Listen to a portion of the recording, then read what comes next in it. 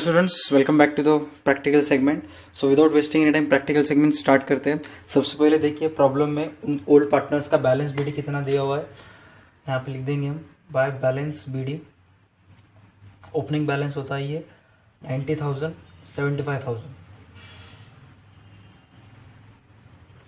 Next cash accounts की balance BD दिया हुआ है प्रॉब्लम में 6,000।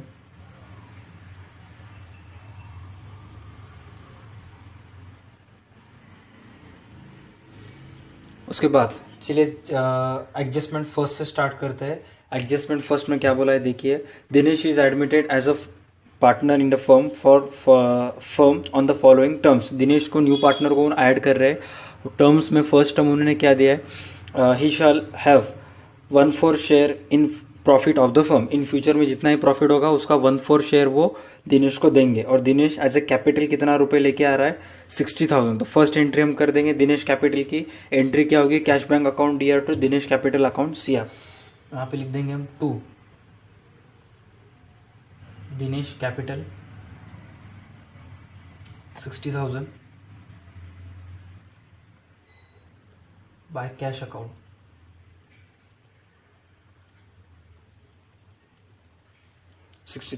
That's it. नेक्स्ट एडजस्टमेंट क्या बोला है, and ₹30,000 as is share of goodwill. Goodwill का कितना रुपए लेके आएगा वो 30,000। स्टेप बाय स्टेप हम गुडविल की एंट्री करेंगे। सबसे फर्स्ट एंट्री होगी A1 की, जो न्यू पार्टनर गुडविल लाएगा। A1 की एंट्री क्या होगी, cash accounts DR to goodwill account CR। तो कैश अकाउंट के DR में लिखेंगे गुडविल अकाउंट कितना रुपए 30,000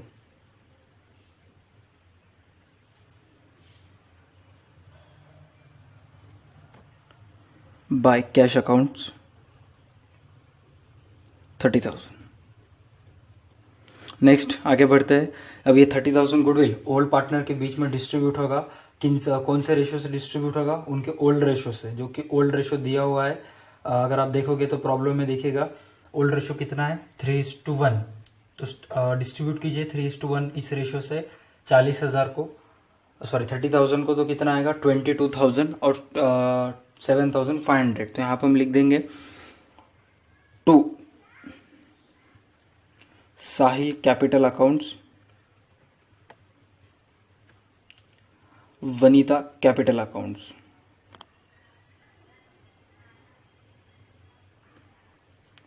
₹22,500, 7,500, 7,500, 22,500, 72,000, 7,500।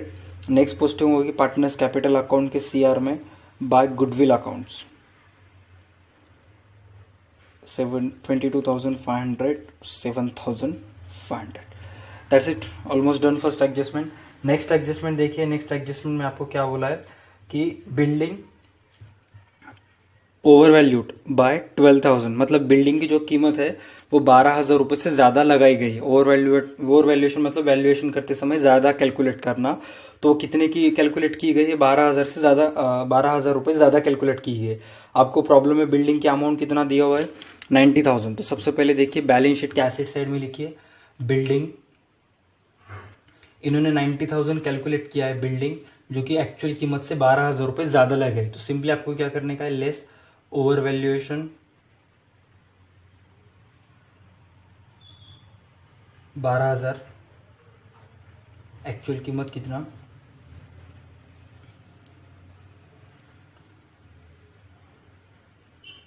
90,000 में से 12,000 रुपये लेस करने के बाद कितना आएगा 72,000।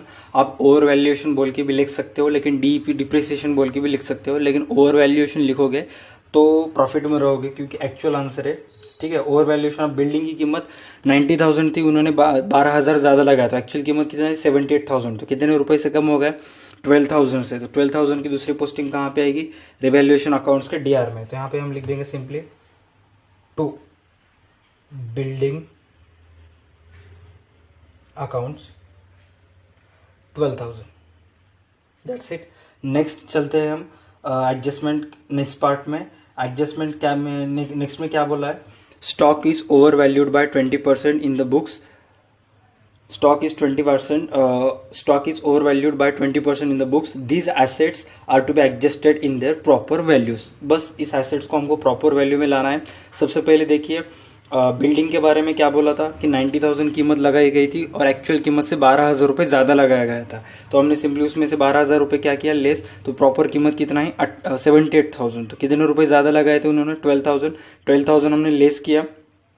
लेस करने के बाद दूसरी पोस्टिंग डाली रिवैल्यूएशन अकाउंट्स के डीआर में। अब यहाँ पे क्या बोला है स्टॉक से रिलेटेड कि स्टॉक एक्चुअल कीमत जितनी थी उससे 20% इन्होंने कम लगाया है, मतलब स्टॉक की एक्चुअल कीमत जितना थी प्रॉपर वैल्यू उससे 20% कम में वैल्यू लिखी गई है। तो ये जो 60,000 है ये एक्चुअल कीमत नहीं है, ये कम लगाया गया है। कितना परसेंट कम लगाया है 20%। अब ध्यान से देखना कि अगर आप अंडर वैल्यूएशन ओवर वैल्यूएशन करते समय अगर आप स्टॉक की कीमत इंटू 20 डिवाइडेड बाय 100 करोगे तो ये पूरा का पूरा गलत आएगा, क्योंकि ये आप 60,000 के ऊपर निकाल रहे हो, आपको 60,000 के अंदर से निकालने का है। ठीक है, तो सिंपली उसका कैलकुलेशंस क्या है 60,000 इंटू 100। कभी भी ध्यान से रखिए अंडर वैल्यूएशन ओवर वैल्यूएशन करते समय लिख लीजिए, जब भी कभी भी अंडर वैल्यूएशन बोलेगा तो 100 में से दिया हुआ परसेंटेज आपको लेस करना पड़ेगा। अगर अंडर वैल्यूड बोला है, कितना बोला है 20%, तो 100 में से 20% कितना होगा 20 रुपीज़। तो सिंपली 100 में से 20 माइनस कर दोगे तो यहाँ पे कितना आएगा 80। अगर आपको इस प्रॉब्लम में ओवर वैल्यूएशन ऑफ बोलता था तो आपको क्या करना पड़ता 60,000 into 100 divided by 120। Over valuation करते समय 100 में परसेंटेज ऐड कीजिए और अंडर वैल्यूएशन करते समय 100 में परसेंटेज क्या कीजिए लेस। अभी कैलकुलेशंस कर देंगे step by step. Calculation start करते हैं हम। सबसे पहले देखिए 0 0 कट गया, 8 7s आर 56 अगर 60 में से 56 माइनस कर देंगे तो 4 रहेगा, 4 0 हो जाएगा।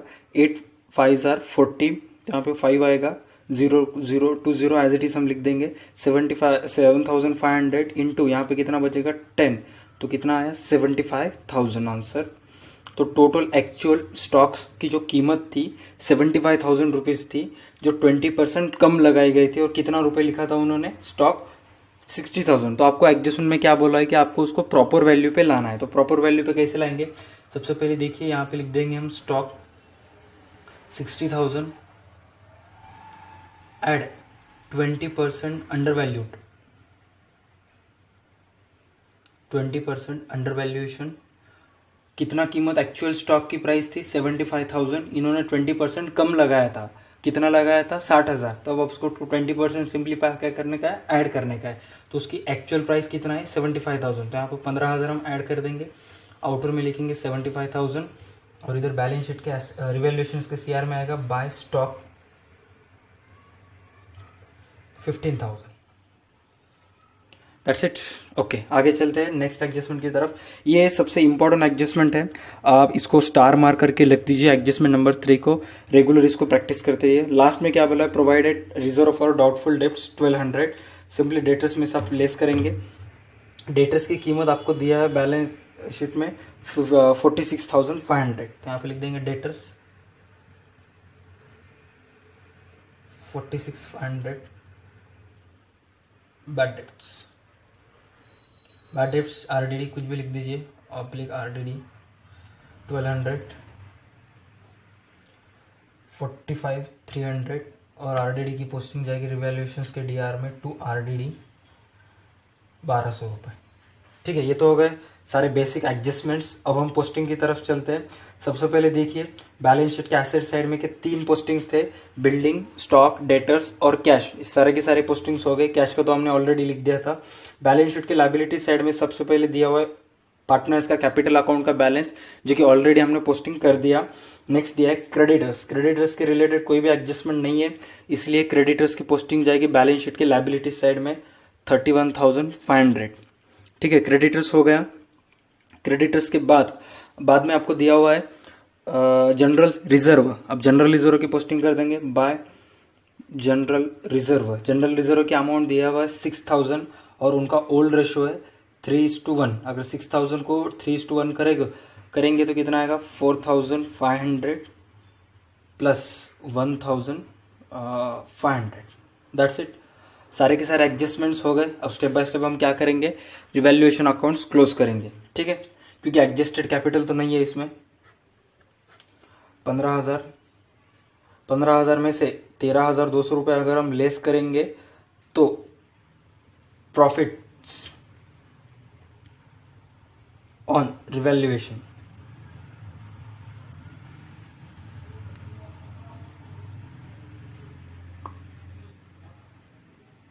1,800 रुपये आएगा। साहिल और विकास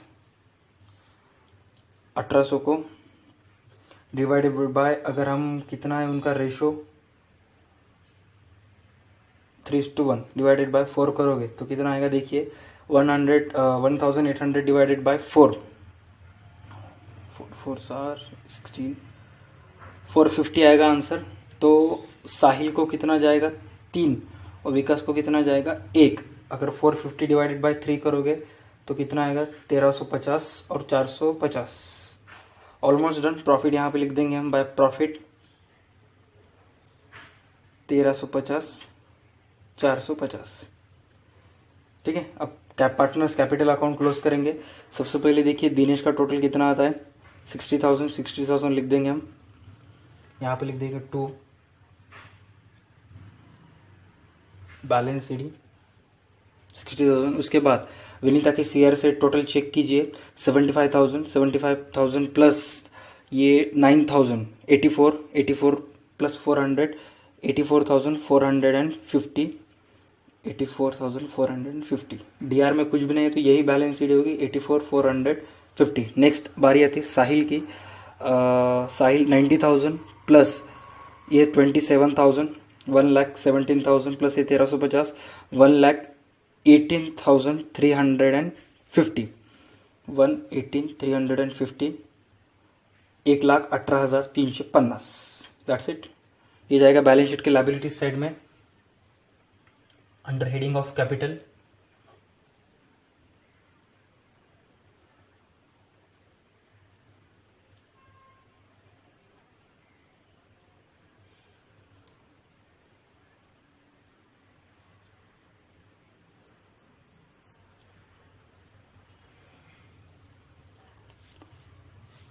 ऑलमोस्ट सारे के सारे पोस्टिंग हो गए। कैपिटल में हमने बैलेंस शीट की लायबिलिटी साइड में ट्रांसफर कर दिया। अब बारी आती है गुडविल अकाउंट की। गुडविल अकाउंट ऑलवेज जिस भी किसी प्रॉब्लम में A2 होता है गुडविल अकाउंट इक्वल आता है, तो यहाँ पे लिख देंगे 30,000। अब देखिए हमारे बिजनेस में सबसे पहले से कैश कितना था 6,000 रुपये। उसके बाद दिनेश कितना रुपए लेके आया 60,000 और गुडविल का कितना आया 30,000। तो टोटल बिजनेस में कैश कितना हुआ 96,000। 96,000 में से कुछ भी चला गया नहीं, हमारे पास से जीरो बैलेंस चला गया, तो यहाँ पे लिख देंगे बाय कैश बैलेंस।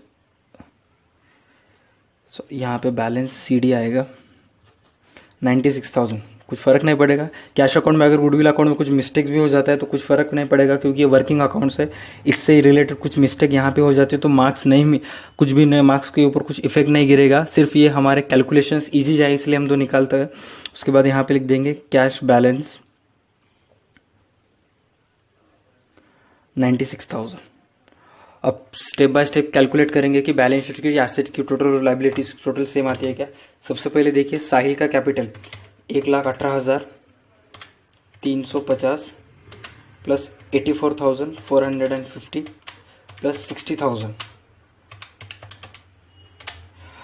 2,94,300 टोटल आ रही है बैलेंस शीट की लायबिलिटीज की साइड की। अब देखते हैं एसेट साइड। एसेट साइड में बिल्डिंग लिखा हमने 78,000, स्टॉक 75,000, बैड डेब्ट्स 45,300 और cash balance 96,000। 2,94,300 2,94,300। That's it. Problem हो गया। आज के वीडियो का सिंपल सा क्वेश्चन है, जैसे लास्ट वीडियो में मैंने आपको बताया था कि टोटल जर्नल एंट्रीज कितने होते हैं, काउंट कीजिए और टोटल ऑफ जर्नल बताइए। इस वीडियो का भी सेम क्वेश्चन है कि टोटल जर्नल एंट्रीज इस प्रॉब्लम में कितने होते हैं, ध्यान से काउंट कीजिए और आपको बताना पड़ेगा कमेंट सेक्शन में कि टोटल ऑफ जर्नल आपका कितना आता है। ठीक है, that's it for today's practical segment. Next video से हम प्रैक्टिकल प्रॉब्लम स्टार्ट करेंगे। टोटल हमारे इलस्ट्रेशंस तो हो गए, अब नेक्स्ट वीडियो से हम प्रैक्टिकल प्रॉब्लम स्टार्ट करेंगे, ठीक है। Stay connected with our channel.